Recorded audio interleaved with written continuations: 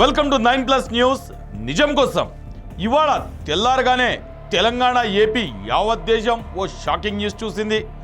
ఒకరు కాదు ఇద్దరు కాదు, ఏకంగా 6గురిని చంపేశాడు ఓ సైకో. అభం శుభం ఎరుగని లోకం పోకడ తెలియని ఇద్దరు చిన్నారుల్ని కూడా కర్కశంగా గొంతు కోశాడు. రక్తం పంచుకొని పుట్టిన పిల్లలని కూడా చూడలేదు వాడు.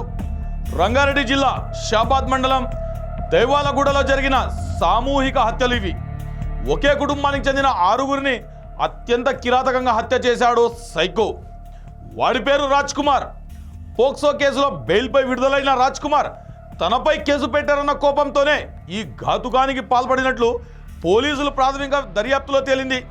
గంటల వ్యవధిలోనే 6గురిని అతి దారుణంగా హత్య చేయడం, ఆ తరువాత పరారీ అవ్వడం సంచలనం సృష్టిస్తుంది.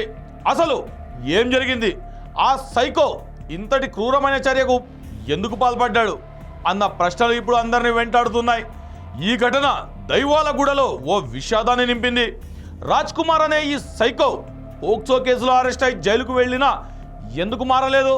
తన ప్రవర్తన మార్చుకొని పశ్చాత్తాపం పడవలసిన వాడు బెయిల్పై వస్తూనే దారుణాది దారుణంగా 6 హత్యలు ఎలా చేశాడు?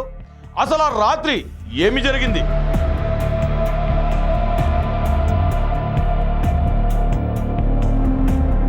శుక్రవారం రాత్రి దాదాపు 10 గంటల టైం. పోక్సో కేసులో బెయిల్పై రిలీజ్ అయిన నిందితుడు రాజ్ కుమార్ ఒక కారులో తనపై కేసు పెట్టిన బాధిత బాలిక ఇంటికి చేరుకున్నాడు. ఆమెను తనతో తీసుకెళ్లడానికి ప్రయత్నించగా బాలిక కుటుంబ సభ్యులు అడ్డుకోవడానికి ప్రయత్నించారు. దాంతో ఇంట్లో ఉన్న ఇద్దరు ఆడవాళ్లు తల్లి నాయనమ్మను కత్తితో విచక్షణారహితంగా దాడి చేసి వాళ్లను హతమార్చాడు ఈ దుర్మార్గుడు. వాళ్ల శబ్దం బయటకు వెళ్లకుండా ఈ హత్యలు చేసినట్టు పోలీసులు అనుమానిస్తున్నారు. తరువాత బాలికను బలవంతంగా కారులో ఎక్కించుకొని 3 కిలోమీటర్ల దూరంలో ఉన్న గ్రామ శివారులోని చెరువు దగ్గరకు తీసుకెళ్లాడు. అక్కడ బాలికపై అత్యాచారం చేసి ఆ తర్వాత ఆమె గొంతు కోసి అత్యంత దారుణంగా హత్య చేశాడు. ఇది నిజంగా ఒళ్ళు గగురు పొడిచే సంఘటన. అక్కడి నుండి రాజ్ కుమార్ తన ఇంటికి వెళ్ళాడు.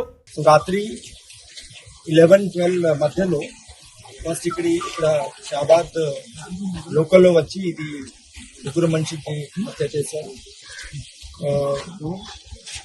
ఒక నైఫ్ యూజ్ చేసి ఫస్ట్ ఈ అమ్మాయికి మదర్కి చంపాడు. తర్వాత అది అమ్మమ్మ కూడా అది అప్పుడు స్లీప్ లో ఉన్నారు, ఈ అమ్మాయికి కూడా చంపాడు. తర్వాత ఈ మైనర్ గర్ల్ కి తీసుకుని అక్కడ నేటివ్ ప్లేస్ దేవలోగూడకి తీసుకుపోయి అక్కడ ఒక వాటర్ బాడీ ఉంది, చెరువు ఉంది, అక్కడ ఈ అమ్మాయికి కూడా అక్కడ హత్య చేశారు. మొదట తన భార్య సరితకు ఫోన్ చేసి పిల్లలను చూడాలని ఉంది అని చెప్పాడు రాజ్ కుమార్. దీంతో ఆమె ఎలాంటి అనుమానం లేకుండా తలుపులు తీసినట్టు తెలుస్తోంది. ఇంట్లోకి అడుగు పెట్టగానే భార్యపై కత్తితో దాడి చేశాడు. ప్రాణాలు దక్కించుకునేందుకు సరిత బయటకు పరిగెత్తినా వెంబడించి పట్టుకొని మరీ ఆమెను హత్య చేసినట్టు తెలుస్తుంది. ఆ తర్వాత తన ఇంట్లో ఉన్న చిన్న పిల్లలు 3 ఏళ్ల కూతురు 2 ఏళ్ల కొడుకుని కూడా వదల్లేదు. ఇద్దరు చిన్నారులను గొంతులను కోసి అత్యంత దారుణంగా హత్య చేసినట్లు పోలీసులు అనుమానిస్తున్నారు. నిద్రలో ఉన్న అభం శుభం తెలియని ఆ చిన్నారులు రక్తపు మడుగులోనే కన్ను మూశారు. ఆ సైకో మీద పోక్సో కేసు నమోదు కావడంతో ప్రేమించి పెళ్లి చేసుకున్న భార్య తనను ద్వేషించడం, పిల్లలను తన దగ్గరకు రానియడం లేదన్న ఉక్రోషంతోనే వాళ్ళని కూడా చంపేసినట్లు పోలీసులు భావిస్తున్నారు. హత్యకు వాడిన ఆయుధాలని పోలీసులు ఇప్పటికే స్వాధీనం చేసుకున్నారు.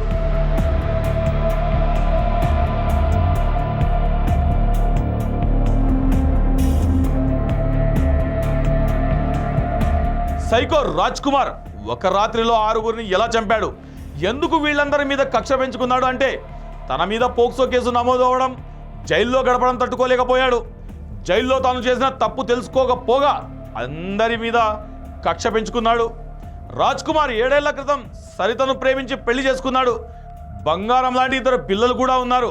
అయినా ఆ సైకో బుద్ధి పిడదోవ పట్టింది. దైవాలగూడకే చెందిన ఓ బాలికను ప్రేమ పెళ్లి పేరుతో వేధించాడు. బాధితురాలు శంషాబాద్లోని ఓ కాలేజీలో ఇంటర్మీడియట్ ఫస్ట్ ఇయర్ చదువుతోంది. కాలేజీకి వెళ్లే టైంలో రాజ్ కుమార్ ఆమెను వెంబడించి కలవాలని మాట్లాడాలని ఒత్తిడి చేసేవాడట. ఈ బెదిరింపులకు భయపడి బాధితురాల్ని కాలేజీకి పంపడం మానేశారు. ఎగ్జామ్స్ టైంలో తన తల్లే దగ్గరుండి ఎగ్జామ్స్కు తీసుకెళ్ళింది. ఆ టైంలోనే రాజ్ కుమార్ ఆమెను లాక్కెళ్లే ప్రయత్నం చేయగా తల్లి వాడి భార్య నుండి రక్షించుకుంది. వేధింపులు ఎక్కువయ్యేసరికి బాధిత బాలిక తల్లి లక్ష్మి పోలీసులకు ఫిర్యాదు చేసింది. దీంతో మే 16న పోక్సో చట్టం కింద కేసు నమోదైంది. మే 26న రాజ్ కుమార్ ను అరెస్ట్ చేసి రిమాండ్కు తరలించారు పోలీసులు. మా అక్క తోడబుట్టిన అక్క కోడలు మనమరాలు ముగ్గురిని కథం చేసిండంటే మా కంటి గడ్ల పడకుండా కూడా దొంగతనంగా కూడా పోలీస్ స్టేషన్లో ఎట్లా వేస్తారు పోలీస్ స్టేషన్లో. మేము వచ్చిన దాకా లేదు, ఎంత దూరం సందన వెళ్ళి గిన్నె ఉంది, మేము సందన వెళ్ళి వచ్చి రకాలే తీసుకుపోయిండు. పట్టుక రావాలి పోలీసు వాళ్ళు, ఆడినన్న పట్టుక రావాలి, మా చేతికి అని ఇవ్వాలి, ఆడిని పట్టుకొచ్చి మా చేతికి ఇవ్వాలి. మా ఇంట్లోకి వెళ్ళి శవాలని మా ఇంట్లోకి వెళ్ళి శవాలు ఎట్లా తీసుకుపోయినరు ఆయన కూడా అట్లా పట్టుకొచ్చి మా చేతికి ఇవ్వాలి. అది మేము అనేది, మేము కోరుకునేది అది. మా కొడుకు చచ్చే సంవత్సరం కూడా కాలేదు, మా కొడుకుని చచ్చిపోయినాడు ఎవడో మాకు తెలియదు. ఆ విశ్వాసము ఆ పక్కకు లేరు, ఆ ఇంట్లో పక్కళ్ళు వేసుకుపోతుంటే కూడా అడ్డం పోలీసు వాళ్ళు నూకుతారంట. మరి మేము ఇంటోళ్ళము, మేము అక్క చెల్లెళ్ళు వచ్చిందాక మా శవాలను మేము చూసుకోదా సార్? రాజ్ కుమార్ పై 7 ఏళ్లలోపు శిక్ష పడే సెక్షన్లు మాత్రమే ఉండడంతో 20,000 రూపాయల పూచికత్తుతో బెయిల్పై బయటకు వచ్చాడు. వస్తూనే కత్తి తెచ్చుకొని అత్యంత క్రూరంగా 6గురిని హతమార్చాడు. రాజ్ కుమార్ పై గతంలోనూ ఓ భూ వివాదంలో కేసు నమోదైనట్లు తెలుస్తుంది. ఆ కేసులో 2 దాడి చేసినట్లు కేసు ఫైల్ అయింది. సైబరాబాద్ పోలీస్ కమిషనర్ తరుణ్ జోషి ఈ దైవాలగూడ సామూహిక హత్యలపై కీలక వివరాలు బయటపెట్టారు. హత్యల తర్వాత రాజ్ కుమార్ తన తండ్రికి ఫోన్ చేసి తాను కూడా చనిపోతున్నట్లు చెప్పాడని అంటున్నారు. నిందితుడి మానసిక పరిస్థితి సరిగా లేదనే అంశంపైన విచారణ చేస్తున్నామన్నారు. బాలిక తండ్రి మృతికి కూడా ఈ రాజ్ కుమారే కారణమనే కోణంలో విచారణ జరుపుతున్నామని, కానీ ఇప్పటి వరకు అందుకు సంబంధించిన ఆధారాలు లభించలేదని సిపి జోషి తెలిపారు. భార్య 2 చిన్నారులను ఎందుకు హత్య చేశాడనే విషయంపై ఇంకా స్పష్టత లేదని ఆయన అన్నారు. ఈ 6 హత్యలను కూడా రాజ్ కుమార్ ఒక్కడే చేసినట్టు తెలుస్తోందని సిపి తెలిపారు. 11:57 రాత్రికి వాళ్ళకి తండ్రికి ఫోన్ చేశారు, ఇట్లా నేను చేశాను, ఈ 6 మనిషికి హత్య చేశాను చెప్పారు. చేసి ఫోన్ స్విచ్ ఆఫ్ చేశారు చెప్పారు. నేను కూడా వెళ్తున్నా, నేను కూడా సూసైడ్ చేస్తాను, but that is not confirm. తర్వాత మాకు ఈ ముద్దాయికి పేరెంట్స్ వచ్చి షాబాద్ పోలీస్ స్టేషన్లో ఈ ఇన్ఫర్మేషన్ నాకు ఇచ్చారు. అప్పటి నుంచి మేము వ్యక్తం చేస్తున్నాము. ఈ 6 మనిషి బాడీ ఆల్రెడీ ఈఎంఈ కోసం హాస్పిటల్కి షిఫ్ట్ చేసాము. కంప్లైంట్ బుక్ అయింది. అండ్ ఇది అక్యూజ్డ్ పర్సన్, ఇది ముద్దాయి, ఇది అబ్స్కాండింగ్ లో ఉన్నారు. మా తరఫు నుంచి ఇది ఖచ్చితంగా ప్రయత్నం చేస్తున్నాము. ఇది soon get him and we will locate him and will 6గురిని హతమార్చిన తర్వాత రాజ్ కుమార్ కారులో అక్కడి నుండి పరారయ్యాడు.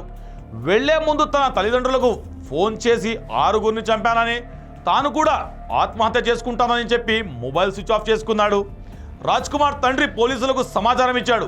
తెలుగు రాష్ట్రాలను కుదిపేసింది కిరాతకుడు రాజ్ కుమార్ ఘాతుకం. 6గురిని అతి కిరాతకంగా హత్య చేసిన ఆ రాక్షసుడిని ఎన్కౌంటర్ చేయాలన్న డిమాండ్ అయితే ప్రజల నుండి వస్తుంది.